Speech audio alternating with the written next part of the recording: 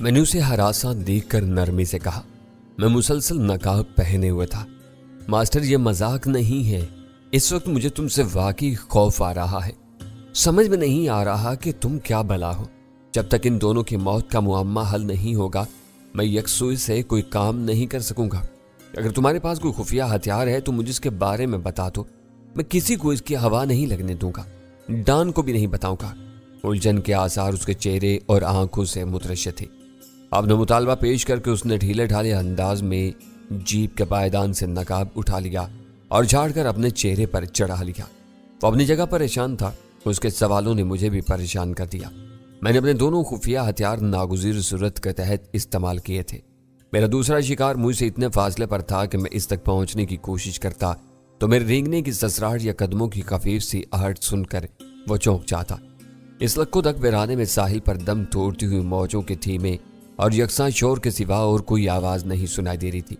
मैं इसके करीब पहुंचे बगैर इसको अंगूठी के जहर से शिकार नहीं कर सकता था, और इस तक पहुंचने में यह खतरा शामिल था कि वो होशियार होते ही मुझे अपनी राइफल का निशाना बना सकता था। मैंने सोच समझ कर उसे भीमगंज से शिकार किया था। चाउफान इस अमर का चशमदीद गवाह था कि वहां हम चारों के सिवा कोई पांचवा मुतनफ्फिस मौजूद नहीं था। 2 मर चुके थे, तीसरा वो खुद था। इसे दोनों हरीफों के खिलाफ कोई कार्रवाई करने का मौका नहीं मिल सका था।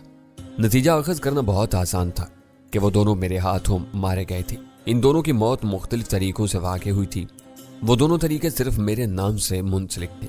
ये बात अमरीकी कैंप के लोग अच्छी तरह जानते थे और शायद राजन भी इस राज से वाकिफ हो चुका था। इस तसादुम का पहला मरहला हमने आसानी से जीत लिया था, लेकिन इसके नतीजे में मुझे अपने सर पर मुश्किलात का एक पहाड़ आता हुआ नजर आ रहा था। फौरी तौर पर मुझे चाउफान को कोई तसल्ली बख्श जवाब देना था। इससे कड़ा मरहला उस वक्त सामने आता जब इन दोनों लाशों की पोस्टमार्टम की रिपोर्टें अखबारात में शाया होती और यह बात मशहूर की जाती कि ऐसी अमवात डैनी नामी पाकिस्तानी की दहशत गर्दियों का शाखसाना होती है। इस तशहीर के बाद डान को मुतमईन करना आसान न होता। पहले हमें राजन को देख लेना चाहिए। मैंने बेतकल्लुफी उसके शाने पर हाथ मारकर कहा। इसने यहाँ से वापसी का इरादा कर लिया तो हम इस पर हाथ नहीं डाल सकेंगे। इसका किस्सा निपटाने के बाद मैं तुम्हें हर बात समझा दूंगा। वो अपने चेहरे पर नकाब चढ़ा चुका था। मुझे अंदाजा नहीं हो सका कि मेरे जवाब पर उसका क्या रद्द अमल था। वो खामोशी से मेरे साथ आगे चल दिया। राजन की सफेद कार के करीब रुककर हमने उसका जायजा लिया तो कार मुकफ्फिल नहीं थी। इस वक्त कार की कोई अहमियत नहीं थी। इसकी तलाशी वापसी में ली जा सकती थी। जीप का सरसरी जायजा लेकर हमने दोबारा पेशकदमी शुरू कर दी। हमारे और साहिली पट्टी के दरमियान चंद ऊंचे नीचे टीले बाकी रह गए थे, जिन पर चढ़ने और उतरने के दौरान में एहतियात जरूरी थी। कुछ पता नहीं था कि टीलों की किस दरमियानी घाटी में राजन से सामना हो जाए। हम दोनों अपनी राइफलें सीधे किए मोहतात अंदाज में आगे बढ़ते रहे। मुझे एहसास था कि राजन हमसे बहुत पहले वहां पहुंच गया था। साहिल पर इसके देखने के लिए कुछ भी बाकी नहीं रहा था। इसकी पसंदीदा लॉन्च धमाकों के चंद घंटों बाद समंदर की तह में बैठ गई थी। वह हसरत भरी नजरों से सिर्फ इस मकाम का मुशाहिदा कर सकता था जहां वाइट हाक अपनी गरकाबी से पहले लंगर अंदाज थी। ऐन मुमकिन था कि जिन लम्हात में हम उसकी तलाश में साहिली वीरानी की तरफ बढ़ रहे थे वो अपना दर्दनाक मुशाहिदा मुकम्मल करके साहिल से लौट रहा हो। ऐसी सूरत में उससे रास्ते में आमना सामना हो सकता था। हमारे रास्ते में हायल टीलों ने हमारा काम मुश्किल बना दिया था। जब हम ली के साथ टाइम बम चलाने के लिए इस साहिल पर गए तो चाउफान ने बहुत सुथरा और निस्बतन हमवार रास्ता इख्तियार किया था, जिस पर रात के आखिरी पहर में भी चलना दुश्वार नहीं था। राजन अपनी लॉन्च पर आमदोरफ्त के लिए किसी पुरताइश घाट से छोटी मोटर बोट में सफर करता रहा होगा, इसलिए वो इन गैर रवायती रास्तों से ज्यादा वाकिफ नहीं था। अपनी आमद को सीगा राज में रखने के लिए उसने किसी बाकायदा घाट का रुख करने के बजाय वीराने का रुख किया और गंदे रास्ते पर आ गया। इन टीलों की रेत जरखेज थी। इन पर जा बजा सख्त डंठलों वाली खुदरूज झाड़ियां उगी हुई थी। हम रात के अंधेरे में इन रुकावटों से बचते बचाते आगे बढ़ते रहे। हर बुलंदी पर पहुंचने के बाद मैं नीचे उतरने से पहले जरा रुक कर आगे का जायजा ले रहा था। मुझे ये खौफ लाहक था कि अगर हम नशीब में हुए और राजन ने बुलंदी से हमें देख लिया तो हमारे लिए अपना बचाव दुश्वार हो जाएगा। चलते चलते अचानक चाउफान ने इस्तरारी अंदाज में जोर से मेरा बाजू दबाया और मेरे बढ़ते हुए कदम रेत में गड़ कर रह गए। चाउफान अपना नकाब में छुपा हुआ सर उठाकर दाहिनी तरफ से कोई आवाज सुनने की कोशिश कर रहा था। मैं भी उसकी उस कोशिश में शामिल हो गया, लेकिन मेरे कानों में हवा की धीमी ससराहट और लहरों के दम तोड़ते हुए शोर के सिवा कोई आवाज नहीं आई। मास्टर, मैंने किसी के बोलने की आवाज सुनी थी। चंद सानियों के गहरे सकूत के बाद चौफान ने फंसी फंसी आवाज में मेरे कान में सरगोशी की। मैंने सर हिलाकर उसे तसल्ली दी कि मैं उसके शुबे को नजरअंदाज करने का इरादा नहीं रखता। हम दोनों इसी मकाम पर जमे खड़े रहे। किसी आवाज की तलाश में दोनों हम तनगोश बने हुए थे। अचानक तारीख फिजा में किसी टार्च की तेज रोशनी चमकी और फिर मादूम हो गई।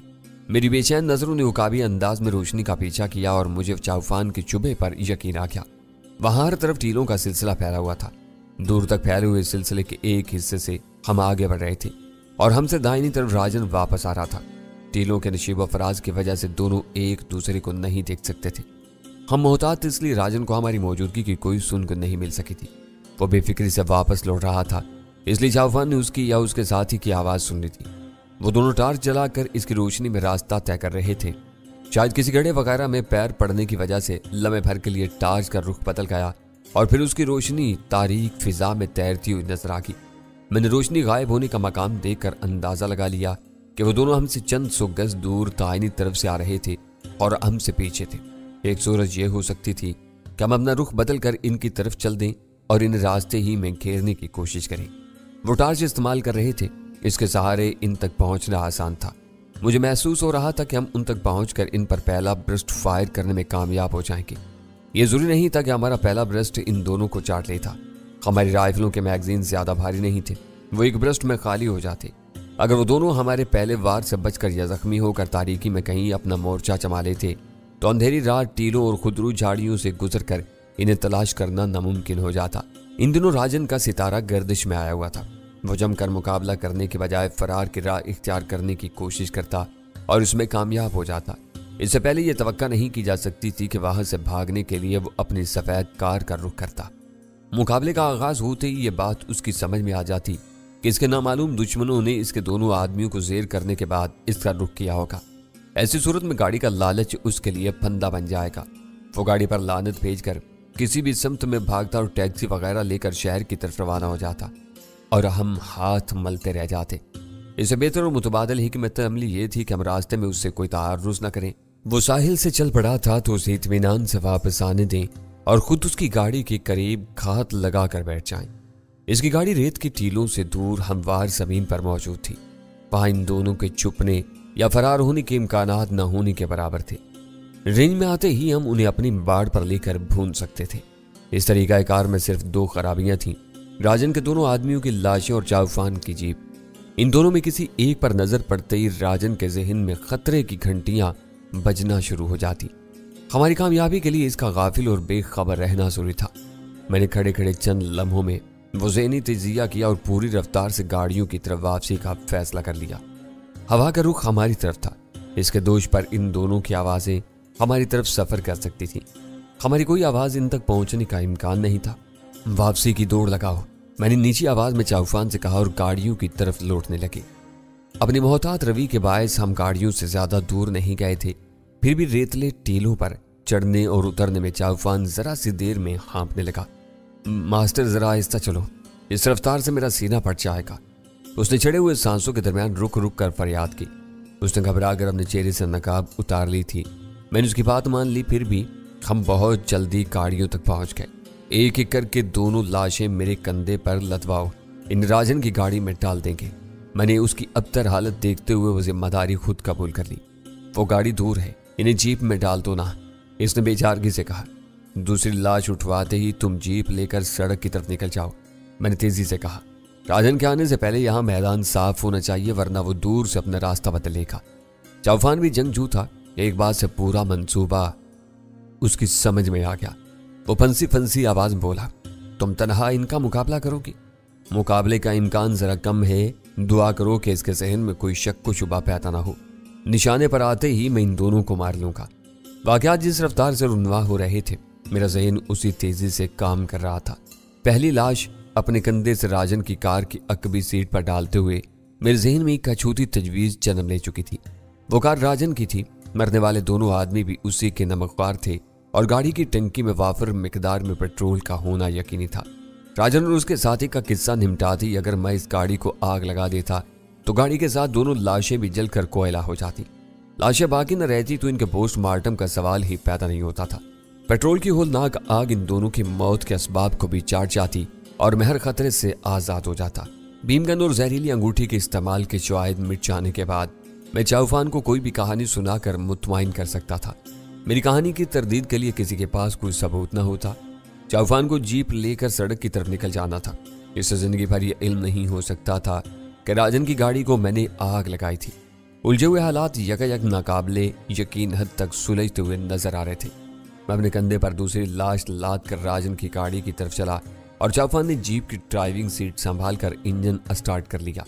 मैं अपने बोझ से छुटकारा हासिल कर रहा था तो जीप मुड़कर काफी दूर जा चुकी थी। मैं थकन के हल्के से एहसास के साथ राजन की गाड़ी से टेक लगाकर रेत पर बैठ गया। राइफल अपनी गोद में रखकर मैंने इंतजार की घड़ियां गुजारने के लिए सिगरेट सुलगा ली। मेरी निगाहें इस समत में जमी हुई थी जिधर से मेरे दोनों शिकारों की आमद मुतवक्का थी। मैं नरम और ठंडी रेत पर राजन की गाड़ी से टेक लगाए सिगरेट पीता और सोचता रहा, मगर मेरी नजरें मुसलसल उसी समत में मरकूज थीं जहां से राजन और उसके साथी के नमूदार होने की उम्मीद थी। चाउफान मेरी तवक्का के बरक्स अपनी जीप लेकर बहुत आसानी के साथ वहां से टल चुका था। इसमें चाउफान की सआदतमंदी से ज्यादा सिचुएशन का दखल था। यह बात उसके जहन में आ गई कि राजन की गाड़ी के पास उसकी जीप मौजूद हुई तो दूर ही से राजन को किसी गड़बड़ का अंदाजा हो जाएगा और वो बेपरवाही से अपनी गाड़ी तक आने की बजाय दूर रुककर सही सूरत हाल का अंदाजा लगाने की कोशिश करेगा। उसने मेरी हदायत मान ली। इसके जाने के बाद मैं खुद को बहुत ज्यादा मुतमईन और आज़ाद महसूस कर रहा था। जो कुछ करना था मुझे अपने तौर पर करना था। इसमें राजन के बकिया दो आदमियों की अचानक और खामोश मौत की पर्दापोशी का बंदोबस्त भी शामिल था। राजन का अंजाम मुझे सामने नजर आ रहा था। मुझे यकीन हो चला था कि तारिक ने मुझे उसकी नकलो हरकत से बर वक्त बाखबर करके इसके ताबूत में आखिरी कील ठोंक दी थी। जरा सी देर की बात थी। वो अपने पुरशुगुल लांच के गरकाब होने की जगह का मुशाहिदा करके साहिल की तरफ से इस फेराने में मेरी जद में आता और मेरी राइफल से निकली हुई गोलियां आने वाहिद में उसका सीना छलनी कर देती। दो साथियों की सोख्ता लाशों के साथ मुंबई और बैंकॉक का वो नामवर बदमाश वहां बेगोरो कफन पड़ा रह जाता। राजन की मौत डॉन बर्नार्ड की सबसे बड़ी आरज़ू थी। इसने मेरी कारकर्दगी से खुश होकर खैरसगाली के इजहार के तौर पर मेरा और गजाला का पासपोर्ट लौटाने पर आमाद की जाहिर की थी, मगर यह भी वाजे कर दिया था कि वो मेरे हाथों राजन को जहन्नुम वासिल होता देखना चाहता था। डॉन ने वो बातें बहुत नर्म और दोस्ताना अंदाज में कही थी, मगर मुझे बाखूबी अंदाजा था कि राजन को हलाक किए बगैर मुझे बैंकॉक बल्कि थाईलैंड से निकल जाने की इजाजत नहीं मिल सकेगी। राजन की मौत का मरहला करीब आ जाने पर मुझे एक और फिक्र सताने लगी। मैं बैंकॉक की ज़ेर ज़मीन दुनिया के मामलात में काफ़ी ज़्यादा मुलव्विस हो गया था। मेरी दिली ख्वाहिश थी कि मुझे मौका मिले और मैं वहां से कहीं और रवाना हो जाऊं, लेकिन इस मरहले पर वीरा और सुल्तान शाह अमेरिका में एक गहरी चोट खाने के बाद बैंकॉक आ रहे थे। मेरी समझ में नहीं आ रहा था कि मैं इनके आते ही वहां से कैसे रवाना हो सकूंगा। वो दोनों रीठा और अकबर खान के नामों से सफर कर रहे थे। इनके पासपोर्ट वगैरह जलाल ने बनवाए थे। इनके बारे में ये सोचना भी महाल था कि वो जाली रहे होंगे। अगर वो जाली थे तब भी असल से इतने करीब रहे होंगे कि इनको पकड़ना नामुमकिन होता। मैंने गौर करने के बाद ये फैसला किया कि मैं इन दोनों की वजह से अपनी रवानगी का प्रोग्राम इल्तवा में नहीं डालूंगा। राजन का किस्सा निपटाते ही पहली फुर्सत में वहां से निकल जाऊंगा। डॉन अपनी दानिश में मुझे बहुत ज्यादा इज्जत और अहमियत दे रहा था। मुझे डर था कि मैं बैंकॉक में रुका रहा तो डॉन की वो इज्जत अफजाई मेरे गले पड़ जाएगी। डॉन के तेवर बता रहे थे कि बैंकॉक के बदमाशों पर अपनी धाक बिठाने के बाद वो मुझे अपने गिरोह में कोई अहम तरीन दर्जा देने के बारे में सोच रहा था।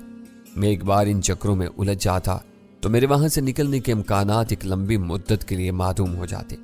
रहा वीरा और सुल्तान शाह का मामला तो वो दोनों बाज़ाहिर सियाहत के लिए बैंकॉक आ रहे थे। ये नुक्ता वीरा खुद बयान कर चुकी थी कि रोजाना हजारों सियाह बैंकॉक का हुस्न देखने और बरतने के लिए वहां आते हैं। इस भीड़ में इन दोनों की आमद की कोई अहमियत नहीं थी। किसी की खून आशाम मुखबरी के बगैर हमारे दुश्मनों में से किसी को अंदाजा नहीं हो सकता था कि वो दोनों अचानक बैंकॉक पहुंच चुके हैं। वो अपनी मर्जी से वहां रहते और दिल भर जाने के बाद किसी नई मंजिल का रुख कर सकते थे।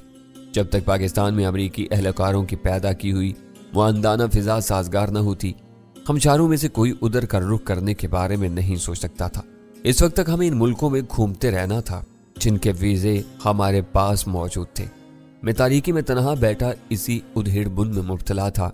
मेरी सिगरेट पूरी खत्म नहीं हुई थी कि अचानक रेत के टीलों के दरमियान किसी टार्च की रोशनी हरकत करती हुई नजर आई और मैंने अध जली सिगरेट रेत में मसल कर बुझा दी। राजन की छोड़ी हुई गाड़ी सफेद थी। मैं अपने कदमों पर खड़ा होता तो इसके पस मंजर में दूर से मेरा हेवला देखा जा सकता था। मैं रेत पर बैठे ही बैठे इस गाड़ी के अक्क में चला गया। वो गाड़ी मुझे न सिर्फ राजन की निगाहों से बचा सकती थी बल्कि बराह रास्त तसादुम की सूरत में मुझे बेहतरीन आईनी ढाल भी मुहैया कर सकती थी। गाड़ी की ओट में अपनी पोजीशन बनाकर मैंने अपनी नजरें दोबारा उसी रोशनी पर जमा थी जो रेतीले टीलों के दरमियान लम्हा ब लम्हा वाज़ेह होती जा रही थी। रोशनी का रुख मेरी तरफ था, आने वाले इसके पीछे चल रहे थे। मैं फौरी तौर पर इन्हें देखने में कामयाब नहीं हो सका। कई सानियों तक इसी समत में निगाहें मरकूज रखने के बाद आखिरकार मैं ये अंदाजा लगाने में कामयाब हो गया कि आने वाले तादाद में 2 थे। इनको 2 ही होना चाहिए था। मैंने आखिरी मर्तबा अपनी राइफल चेक करके ये यकीन कर लिया कि वो एक ही गोली उगलने के बजाय ब्रस्ट फायर करने की पोजीशन में थी। मैं तारीख वीराने में निशाना लेकर एक एक गोली चलाने का खतरा मोल नहीं ले सकता था।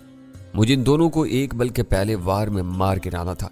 मेरा वो वार कारगर न रहता तो वो तारीकी में कहीं भी गुम हो जाते, वो मुझे अपना निशाना बना लेते या फिर मैं अंधेरे में उन्हें ढूंढता रह जाता।